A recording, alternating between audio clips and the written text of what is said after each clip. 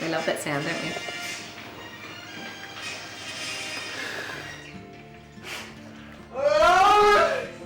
So Josh, our eldest, was a normal pregnancy. We just had this beautiful baby and he ate and slept and snuggled and he was perfect.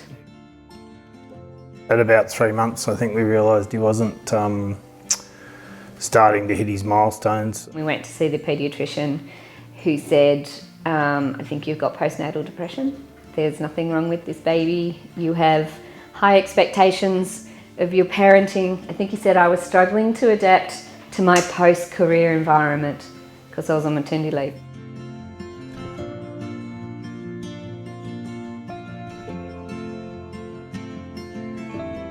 When I first found out that something was wrong was probably when I was around 13 years old.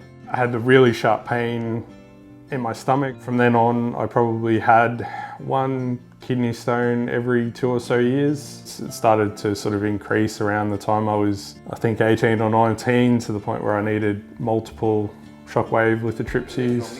I can get taller. I have a few guns. When Noah was 8 months old, he had bronchiolitis, and we were lucky enough to have a really good emergency doctor who realised that that she could actually feel his liver and spleen, and you shouldn't be able to at that age. Shouldn't even be noticeable proportionally. I think there was about 4 or 5 different clinicians, departments that we saw for various tests. The paediatrician explained it as just going through a running list of eliminating what it could possibly be. We found a different paediatrician, and quite by chance, the paediatrician we did see also had a child with a disability. And he said, well, I don't know what it is, but I think you're right, there's something there and we need to do some tests. So we were able to get started down the genetics path. Each time we would go and see the geneticist, there was a new test had become available, and that one day all the pieces would connect and we would get our answers, and that we might just have to wait for the technology to catch up.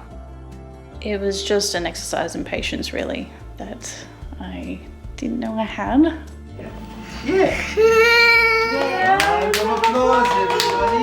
During my pregnancy with Yusuf, we had some complications. He had a knot in his umbilical cord. So that's one of the points where we realised Yusuf was meant to be on this earth, because a lot of children do pass away from that because they don't have enough oxygen, and they usually pass away during the birth. I had to recover from my C-section, so it was 3 days before I was able to be discharged and then reunited with him. That was when I had a doctor walk in, a young doctor, and he said, I don't know if you realise, but we've had to do some testing on him. We've noticed a few things that were abnormal. So yeah, as you can imagine, that was just the biggest shock in the world.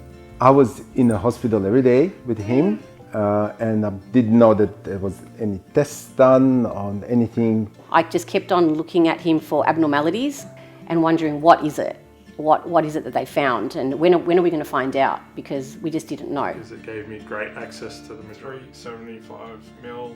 It was flagged to me that my kidney function had deteriorated, and it was sort of sitting at about 35%, which sort of sent me through a fairly big loop. When I didn't know what was going on, it was just that constant anxiety, that constant fear of not knowing what I could do, not knowing sort of what I needed to accept to get past it. When we were still in the investigation phase, the not knowing was also like a comfort blanket. When you don't know what level of seriousness or how impactful it's going to be on your life thereafter, so not knowing was also a blessing in a way.